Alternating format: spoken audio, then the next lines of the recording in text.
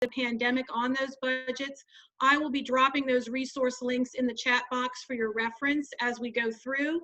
I put one up there already, so it's our searchable database and our letter that we've sent on fiscal conditions in the states. And we'll also have our slides online so that you can refer to those as needed after this is over. Without further ado, I'm going to briefly introduce our speakers. I want to make sure they have the most time with you. First, we'll hear from Erlinda Doherty, who is the Committee Director for NCSL's Budgets and Revenue Committee, who will provide an overview of the fiscal outlook in the states from a national perspective.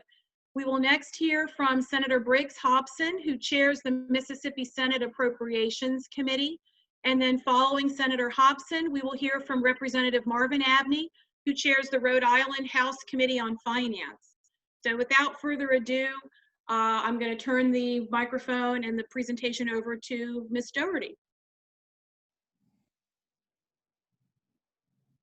Thank you so much, Susan. I appreciate that.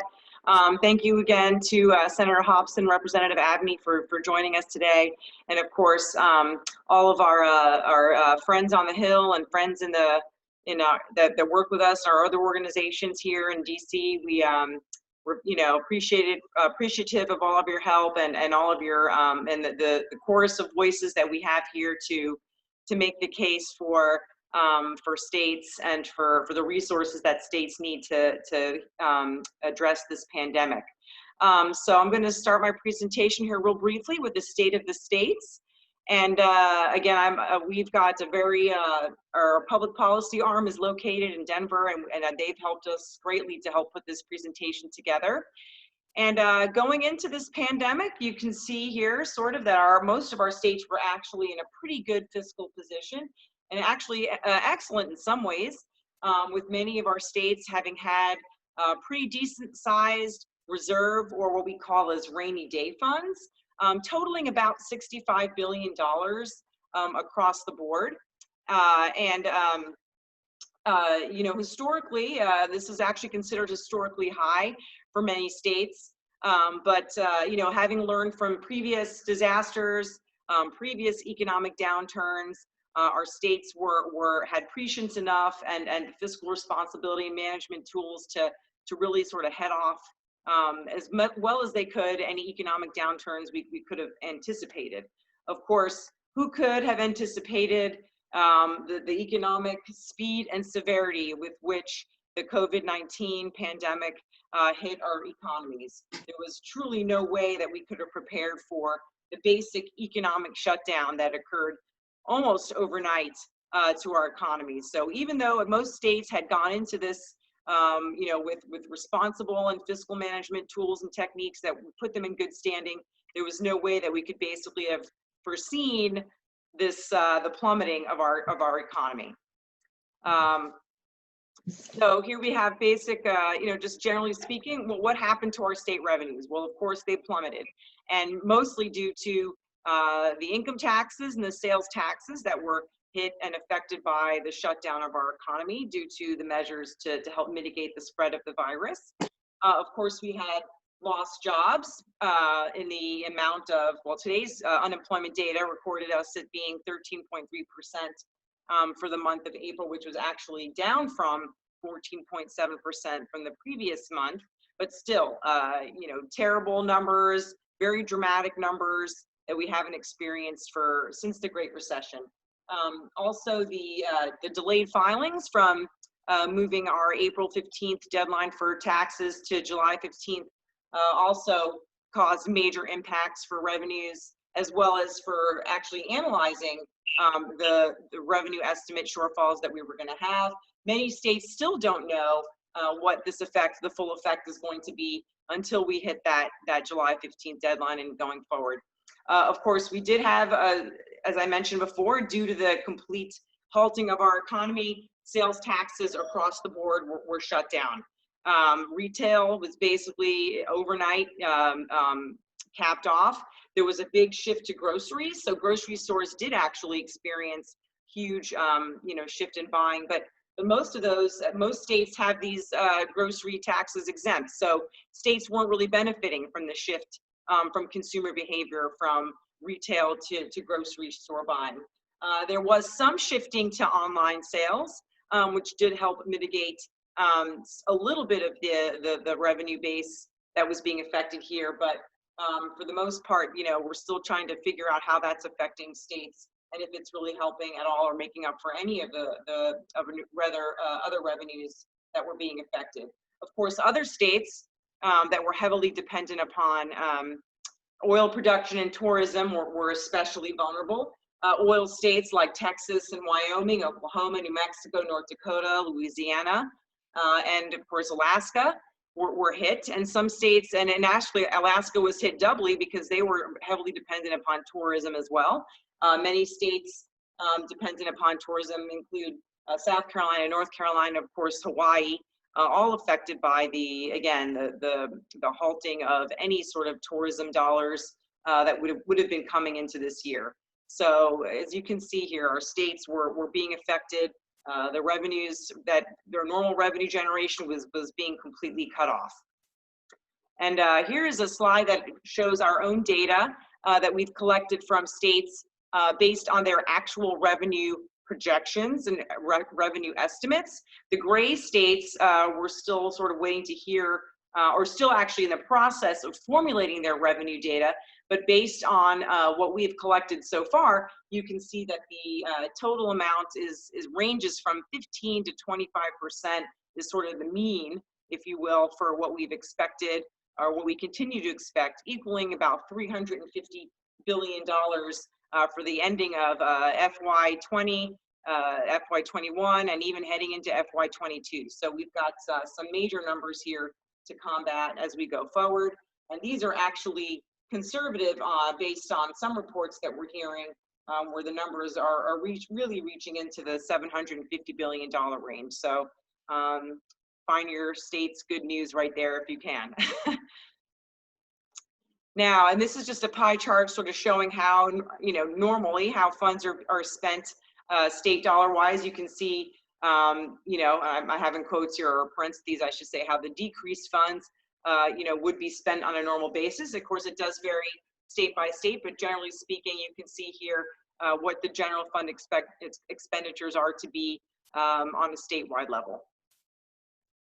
So how are state budgets being affected? Well, obviously, they're going to be extremely squeezed, and because of the crisis that we're in, the social services programs are going to be tapped even more. So eligibility for Medicaid and 40 million or so Americans drawing unemployment.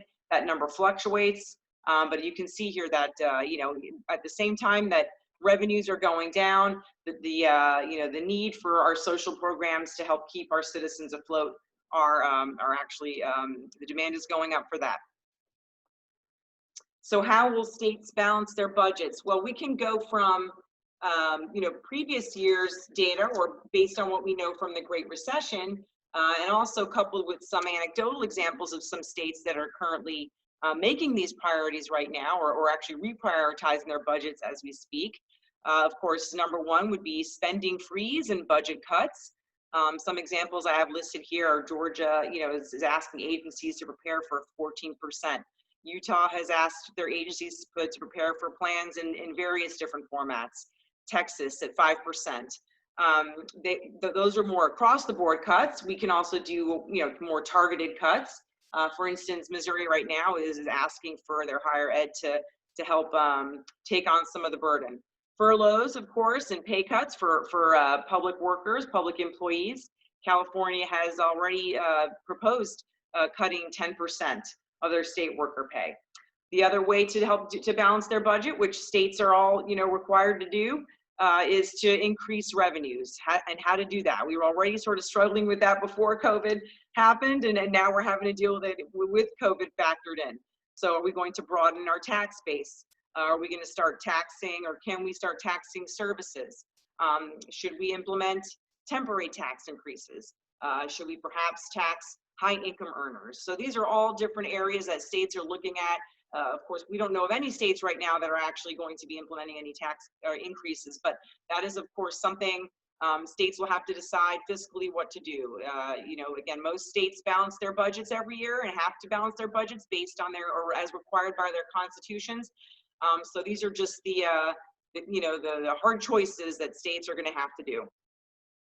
Here's just a slide that's sort of showing, you know, where budgets, or where the budget process is for some states. The grade states are states that are currently in the process of conducting their budgets. But as you can see here, some states had already enacted their budgets. Some states were in the process of doing so.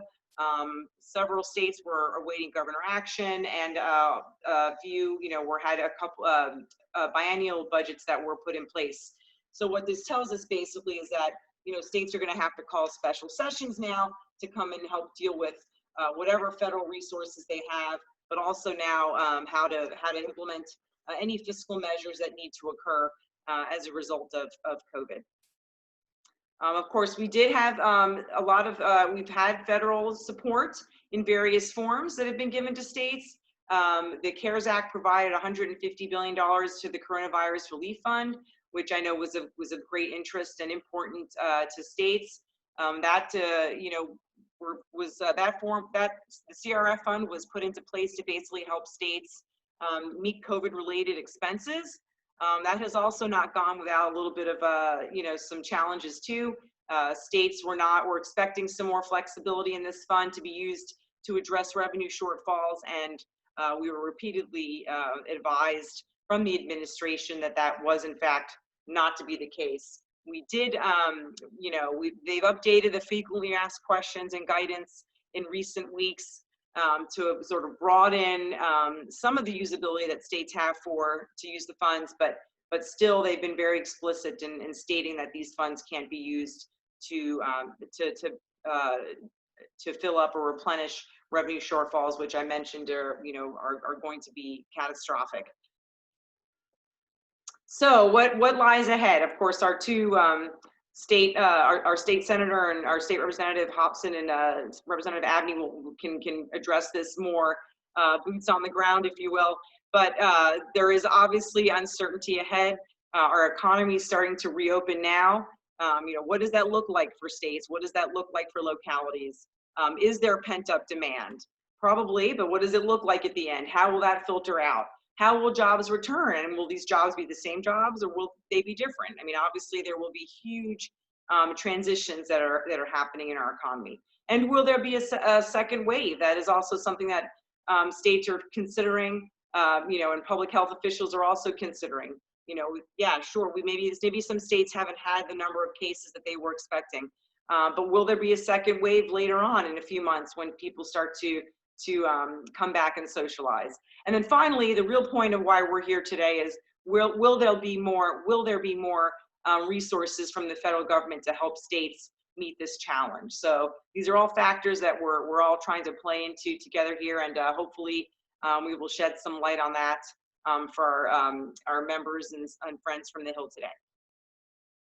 And if you have any questions, please feel free to contact me. We do keep a running list that's updated up to the minute on our website that contains all of the state actions with respect to COVID-19 as we go forward. So you know, any questions or any other further information that you require, we would be happy to provide. And that's all I have.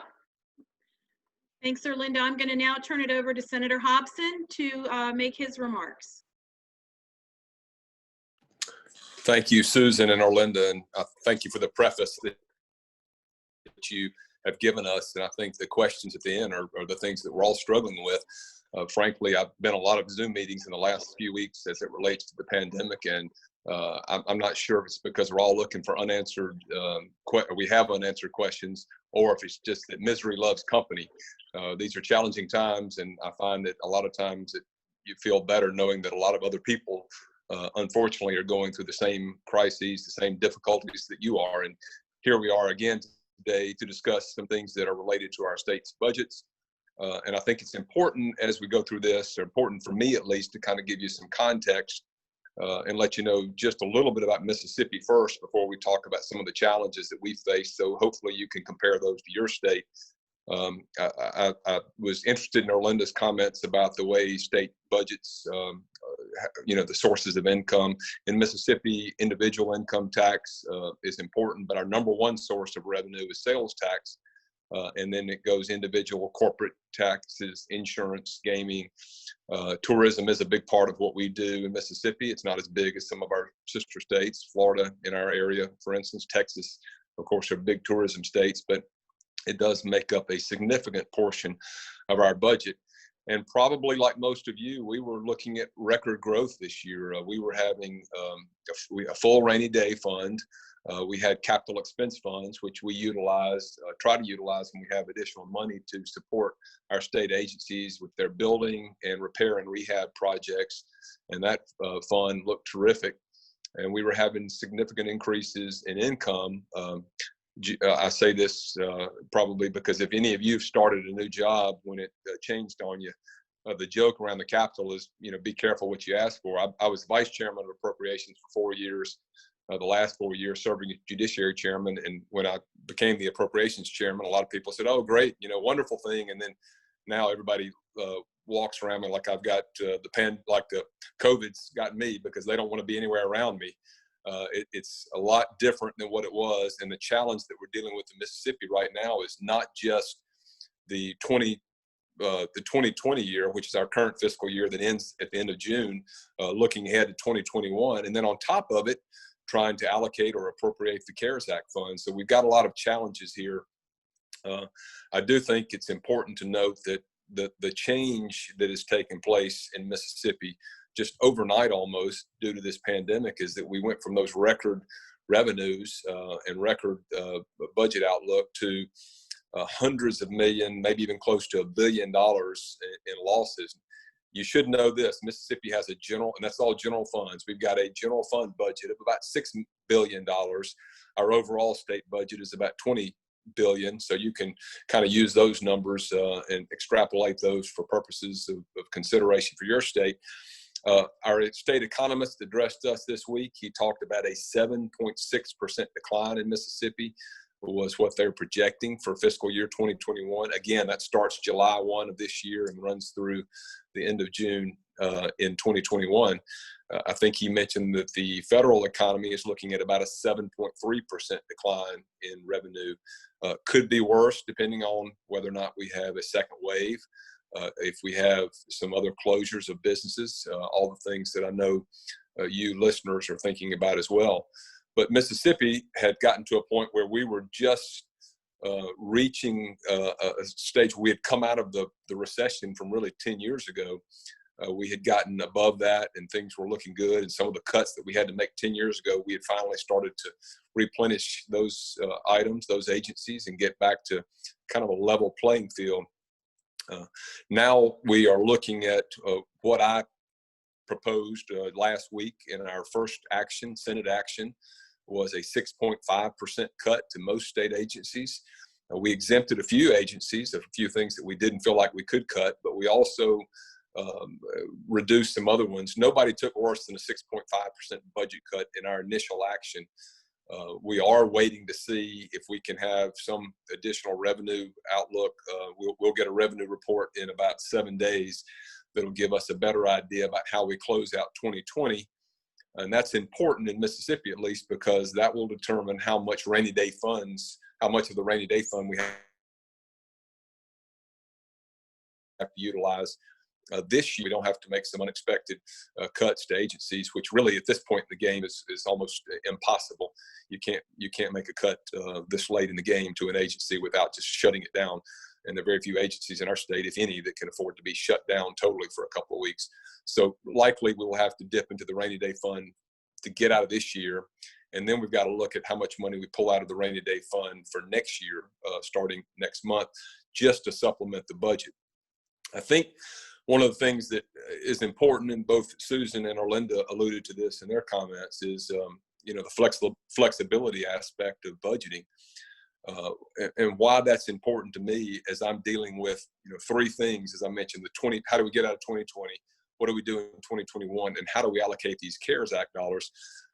I'm very aware of the different requirements and regulations as it relates to the CARES Act, And there are a lot of good things, and there are certainly those expenses that are related to COVID-19 or things, the unexpected expenses will be, if they aren't already covered by some appropriations that we've made or direct appropriations to the agencies within our state from the federal government. But then we've already done a business plan, a business budget that would allow up to $300 million for our businesses to access dollars that they need. We started with the businesses that were closed, and then we've moved.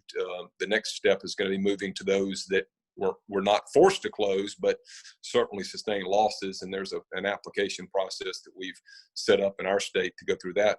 We expect that hospitals will be reimbursed very soon for their expenses, hospitals and other healthcare workers. And then our local governments, I'm sure all of you are looking into that as well. And then finally, education. Those are kind of the four big areas: education, healthcare, local governments, and the businesses. Now, we do have some other smaller ones that may be able to access the CARES Fund.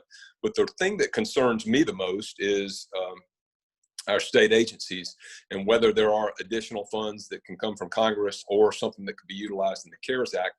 When I think about what our state agencies do for the citizens of our state, I realize when you think about areas like mental health, and you think about child protective services, and you think about corrections and public safety, just to name a few, education, I mean, those are critical aspects of making sure that our citizens' needs are being met.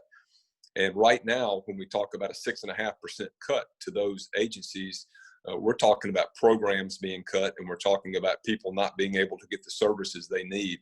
So the ability to utilize funds, whether through the CARES Act or other sources of funds, to be able to take care of some of these funding gaps is so important for us. And I think a lot of people have discussed it at the state level. I know at this point there's not much we can do about it, but when I look at where I know dollars will be well spent in our state, I'm confident that through those agencies and through the programs that we have set up in Mississippi, we will well utilize any dollars that we can get to agencies to prevent these cuts. And frankly, once we start cutting in 2021, it's going to be difficult. We won't be in session after July, barring something unusual with the CARES Act or some other measure, but it's going to be difficult for them because they're going to have to set their budgets now in the next couple of weeks. And it's going to include probably more layoffs because they won't be able to take care of their employees with the funding they get, and cutting the programs that are so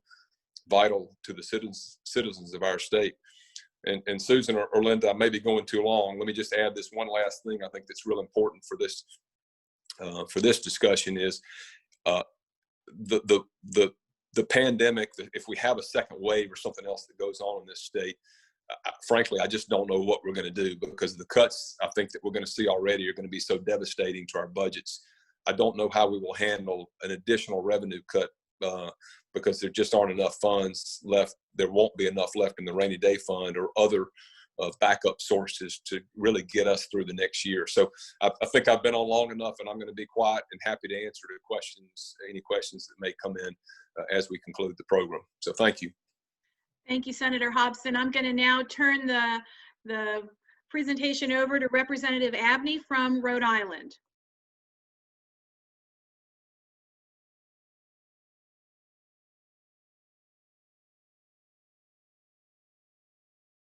And you are muted.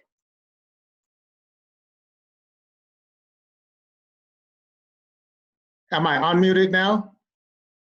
Okay, thank you. That's Erlinda's fault. You know, we join at the hip on these things. Yeah, she's laughing now, but thank you, Senator Hobson, for a great story there on Mississippi. I think that the important thing about this is that people will begin to hear that most of us, although states are very different, but most of the states are facing the same kind of issues in their own ways. And I know that here in Rhode Island, what we do, we're a smaller state, but it's no different than what you do in a much bigger state. For example, we're just in the process because once COVID-19 started, we had to make a decision whether or not we would take care of public health or continue the economic stuff we were doing at our particular state house. but we were not allowed to go back, to the State House to work for quite a while. And it's only in the last 3 or 4 weeks that my finance committee has been back. So the result of that has been kind of a disconnect between, state government agencies, the legislature. So we're working on that. So the number one issue that probably has not been mentioned yet for me, though, is timing. I think all of our states, now Linda she can correct me if I'm wrong, usually in June, or near the end of June, that's when we all have to have our budgets done. We were handed a budget back in January, I believe it was, certainly early February, that we have to start working with. And then all of a sudden, very fast, when this hit, we had to stop. And the entire state just shut down. So it's important that the senators understand, and you got to remember, the senators, the representatives, they all live in a city or town someplace in America. And when that happened, particularly in local areas, that stopped an economic engine that was making things happen in their states and in their cities and towns. And it was all of a sudden. So the proposal that was given to us, the way our system works here is the governor gives us a proposal as the legislature, and then we vet that proposal over months before we end up, bargaining and negotiating and coming up with the document. But that has laid dormant for such a long time because many governors have had to operate, out of other mechanisms to get things done. So timing is just so important, which means that even last night and this morning, I was working with my finance committee. If we don't know, or we have to assume that we are not going to get any other, I have to build a budget assuming we're not going to get any other resources. Now, I hope that we will, but that's where you have to start. And I also have to build a budget based on the fact that not all of the emergency money that we got came to the legislature itself.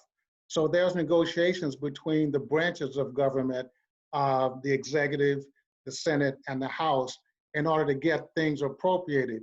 Here in Rhode Island, appropriations start in the House of Representatives, but I work very closely with my Senate counterpart, whom I had a meeting with just before we came on this one.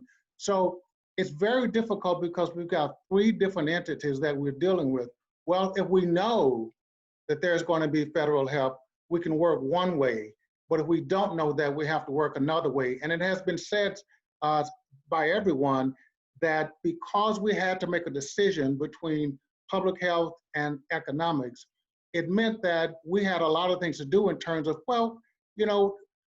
how are we going to come up with what we need to run this particular government? Now you get into, do you raise taxes, which is not something that's on our plate to do, or do you cut services?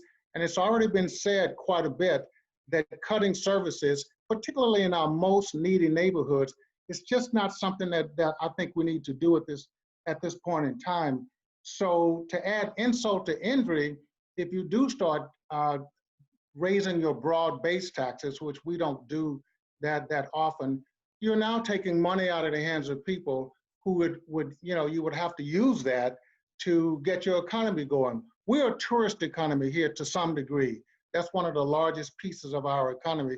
And I heard Senator Hobson talking about that. And as a tourist economy, we have a lot of small businesses that depend upon, traffic, foot traffic, people coming in and out. So when those things stop, the unemployment rate, it shot up. We got a lot of help from the federal government, that's true, but that was temporary help. And now as we begin to open back up, we've got to determine how we're going to do that safely and at a very reduced cost. We're looking at a 7% difference next year than what we thought that was going to be. And that does mean that some of the agencies, some of the things that are really important in Rhode Islanders, we may have to take a look at not funding as much as we would like to. So my plea is that whatever the Senate does, that it does it in a timely manner so that we'll be able to use that to craft a budget without having to take these draconian methods to do those. And it would be very helpful to us if you did that. Economic stability is so important. I think that Washington has to realize, just as America has to stabilize, states have to stabilize their economies too, because the state's economy are the things that make the United States economy. And without some federal help, that is just difficult. The other big issue is just the flexibility. And I think Senator Hobson talked about that too, and so did Erlinda. We still are not quite clear sometimes on some rules of how you can use the money that we have. I know it seems simple, but it is not that simple, trust me. So that's another one of the issues. We're hoping that in any new legislation, that there is flexibility for the states to make some decisions as to how their particular economies work. And I know that's difficult. I know that when you're giving out money, it's taxpayer money, and you have to be careful how you do that. But it is so important that states have that flexibility. And just in my own working, we're determining now what dollars we may be able to swap, or how we may be able to do this. And it's very difficult if you don't have clear rules. The other thing that concerns me is our state and local governments. Now, they did get some help out of the CARES Act too, but many are doing their own budgets right now as we speak. And many of them have budget meetings themselves. And if we get past June, everyone is going to be looking for mechanisms as to how we can still have budget meetings and produce a budget outside of what either your law or your constitution says. So it's very difficult to craft something without having not a specific date, but knowing if you're going to get something or not. So that's very important to us. The other thing that's very important to us is having a clear direction from the federal government on how we can use the money to the degree that it will supplement some of the revenue, the income that states and governments have put in their budgets. I know that at this point that's not probably happening, but it is so clear and it is so important for states to be able to understand what they can do with these federal funds. And I say all of that to say that most of what we support comes out of our general revenues. And, you know, our rainy day fund, like a number of rainy day funds, in our case, we have to pay it back the next year. So it's not like taking money out of a rainy day fund and using it, and that's it. We have to pay it back next year. So whatever that amount is, that's one of the minuses that we have to go the year before. So that mechanism is there, yes, to help us get out of where we are, but to go forward with the next budget, that would have to be one of the things that we look to put back. So it's very complicated. It's not easy to do.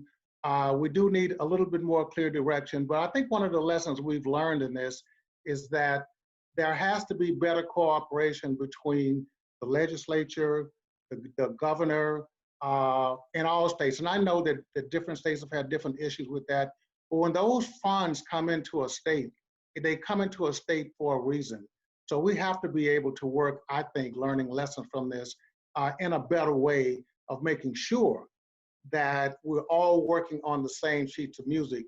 Because what we don't want to do is to not help the most needy part of our citizens, but at the same time, make sure that particularly small businesses and other businesses still have a chance to operate on their own. We are starting to open back up just a tad bit, but combined with the limitations that each state has on how you can open back up, and combined with the fear that some people have of coming back out, still has us closed in a little small box. And so we're working to try to make that work too. I think we have to give more leeway to the small businesses and businesses as they open, because many here are going way out of their way to make sure, A, that people are safe and that they compete against each other. And I'm one of those that's for making sure that businesses do compete. So, I hope that the two things that the Senate takes out of this is timing and flexibility to the best that they can, so that we at the state level can do exactly the same thing. Okay, Erlinda? Thank you so much, Representative Abney and Senator Hobson, for your very insightful comments. I have a couple of questions here. I'm going to start with Erlinda. In the NCSL letter that was sent to the Hill, there was a $300 billion estimate in that letter. How did NCSL derive that figure? That's a great question, Susan. Thanks for that. And actually, looking back now, based on some of the other projections that we've gotten in recent weeks, you know, our figure, our request almost seems conservative. But you know, we were using that number based on early revenue loss projections that we'd had at the time, and based on our own data that were able to sort of gather from our states, from, you know, our previous resources from the past, and also basing it on experiences from the Great Recession of almost 10 years ago, you know, which is basically the relationship of unemployment data with state revenue projections. So again, these were based on, you know, our earlier estimates of what the full stop of the economy was going through, I guess back maybe 5 weeks ago now, a month ago, I'm not exactly sure.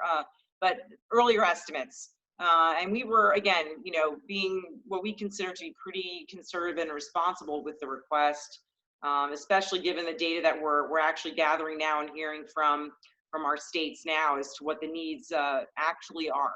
So I hope that answers that a little bit, that question. Thank you.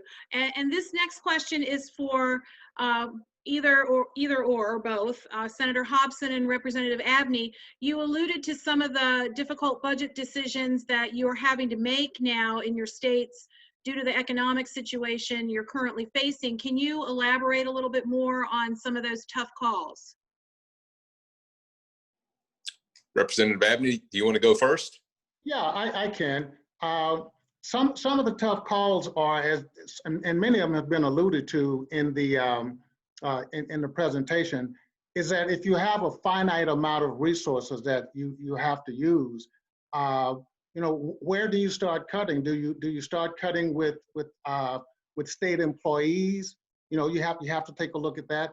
Do you cut funding to some of the community programs that you've had before? You know, you have to take a look at those sorts of things. How good are you with negotiating with the unions that are in your area? Because you know, that their benefits are a large part of that. So it's things of that sort. You know, do you cut education funding? Do you cut public safety funding? Right now, probably 3/4 of the total amount of money that we've not had, that amount of money would take care of our prison system, our public safety system. If that's not there next year, where do we make it up from? So we're making pretty tough choices, usually within the cost of personnel, the cost of projects that have been proposed. We're taking a look at whether or not we are still going to fund some of those or not, you know, new initiatives. And it's tough. It's probably 10 or 12 of them, but we're in a stage of negotiating right now, so I can't say every single one of them, but it's most of the human services thing that we want to make sure we avoid, but a lot of that would be part of that.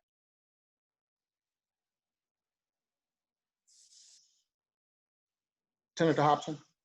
Yes, thank you, Representative Abney. The only two things I'll add to that was a great response. We're looking at the same kind of things. Two things to add to that are, one is the uncertainty of the 2021 outlook. We don't know what really the revenue, even the state economist tells us that a lot of this is a little bit of a dart game. You're throwing the dart up there to see what it's going to be. And this 7.6% number I gave you earlier is as good a projection as they can do, but they're very quick. Our economic team's very quick to say that this could be way worse or it could be a little better. So that makes it especially difficult. The other thing, just to add on to what Representative Abney said, is you have to prioritize. We're having to prioritize areas. There are a few places where you cannot cut in your state budget, either because there's a pending, maybe a lawsuit that's involved, or there's an issue about maintenance of effort, and you have to keep those levels the same. So that may put a bigger burden on some other agency, which is tough to do, but you just have to make some of those tough decisions and pick out the handful of agencies that cannot afford for one reason or another to take a cut, and others may have to bear the brunt. Thank you both. Is there anyone else on the call here who would like to ask a question either of Erlinda Doherty or our two state legislators, Senator Hobson or Representative Abney, just if you want to unmute yourself and ask away, now is the time.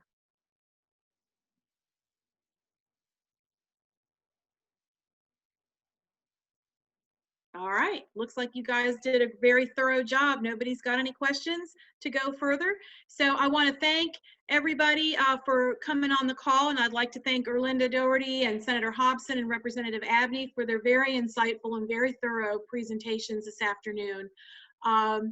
We hope that you all are be able to take away some good thoughts from this and help us out here as when you speak to your bosses about future stimulus funding. I think the message is that we would like the flexibility for what's already been appropriated, and we would also be very much appreciative of any additional funds that Congress would like to give to the states to help us in this economic situation that we're in. This will conclude our briefing. If you have any additional questions, feel free to email us. Erlinda Doherty's email is up on the screen there and in the chat box. And you can also email me as well. And we will post those momentarily here, both email addresses. So feel free to follow up. We will also have all of our information from today online, and hope that you can tune into that if you need to catch up. But thank you, everyone, and have a wonderful weekend. Thank you. Thank you.